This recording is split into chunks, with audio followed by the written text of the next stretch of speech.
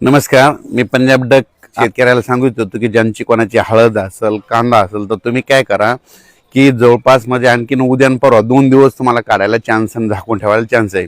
म्हणजे काही भागात उद्या देखील पाऊस सुरुवात होणार आहे, पण त्याच्यानंतर 20 तारखेपासून ते 26 तारखेच्या दरम्यान राज्यात म्हणजे खूप ठिकाणी पावसाळ्यासारखा पाऊस पडणार आहे, काही ठिकाणी गारपीट होणार आहे, काही ठिकाणी वारं सुटणार आहे. म्हणून हा अंदाज सर्व शेतकऱ्यांनी लक्षात घ्यायचा.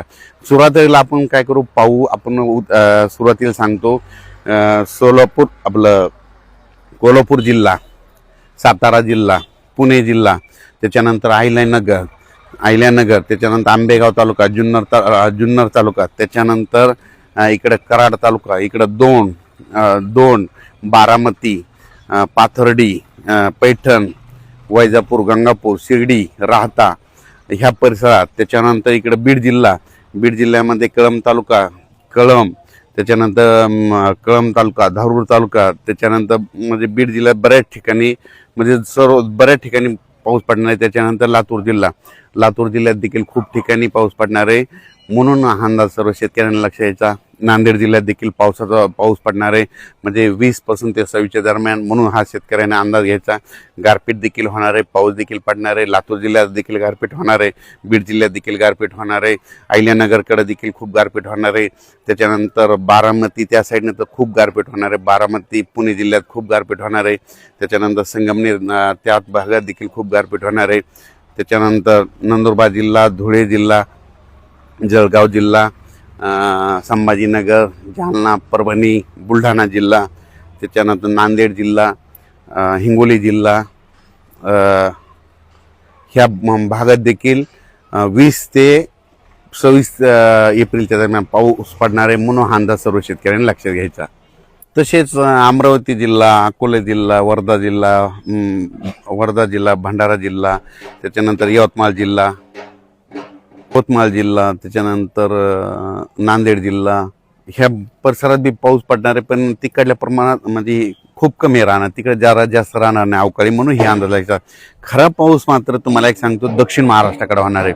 मग दक्षिण महाराष्ट्राकडे तुम्हाला सांगतो बीड जिल्हा, लातूर जिल्हा, परभणी जिल्हा, त्याच्यानंतर धाराशिव जिल्हा, सोलापूर जिल्हा, सांगली जिल्हा, सातारा जिल्हा, कोल्हापूर जिल्हा, पुणे जिल्हा, त्याच्यानंतर अहिल्यानगर, मुंबई, पुणे, इगतपुरी, इकडं नंदुरबारपर्यंत, इकडं नाशिक, येवला, निफाड ह्या पट्ट्यामध्ये जरा, संभाजीनगर, जळगाव, धुळे, नंदुरबार ह्या पट्ट्यामध्ये जरा जास्त, काही ठिकाणी गारपीट बी होणार, काही ठिकाणी पाऊस बी पडणार आहे, काही ठिकाणी नुसतं वारं सुटल. म्हणून हा अंदाज लक्षात येतात. तसेच तेलंगणा आणि कर्नाटकमध्ये देखील खूप पाऊस पडणार आहे. कर्नाटकमध्ये तर खूप गारपीट होणार आहे. म्हणून हा अंदाज लक्षात यायचा. लातूर जिल्ह्यात देखील गारपीट होणार आहे, धाराशिव जिल्ह्यात गारपीट होणार आहे, सोलापूर जिल्ह्यात गारपीट होणार आहे, कोल्हापूरकडे देखील होणार आहे, साताऱ्याकडे देखील होणार आहे, पुणेकडे देखील होणार आहे, बारामती त्याच पट्ट्यात होणार आहे, बारामती 2 त्या पट्ट्यात देखील गारपीट होणार आहे, कडा, आष्टी, बीडकडे त्या पट्ट्यामध्ये देखील काही भागात गारपीट होणार आहे. त्याच्या अहिल्यानगर जिल्ह्यात देखील गारपीट होणार आहे. म्हणून हा अंदाज सर्व शेतकऱ्यांनी लक्षात यायचा. म्हणजे सांगायचं झालं तर काही ठिकाणी गारपीट होईल, काही ठिकाणी भाग सोडून देईल, काही ठिकाणी वारं देखील सुटेल. म्हणून हा अंदाज सर्व शेतकऱ्यांनी लक्षात यायचा. आणि उत्तर महाराष्ट्राखाली म्हणजे नंदुरबार जिल्हा, धुळे जिल्हा, जळगाव जिल्हा, नाशिक जिल्हा, निफाड जिल्हा, येवला तालुका, अंदोरसूर, त्याच्यानंतर शिर्डी, राहता, कोपरगाव, राहुरी त्या पट्टा, त्याच्यानंतर संगमनेर तालुका, त्याच्यानंतर इकडं बीड जिल्ह्यामधले कांद्यावाले शेतकरी, त्याच्यानंतर 2 जिल्ह्यातले कांद्याचे शेतकरी, पुणे जिल्ह्यातले कांद्याचे शेतकरी, सातारा जिल्ह्यातले कांद्याचे शेतकरी, त्याच्यानंतर कराड भागातले कांद्याचे शेतकरी, त्यांनी काय करायचं, अचानक वातावरण झालं तर परत एक मेसेज दिला जाईल. धन्यवाद.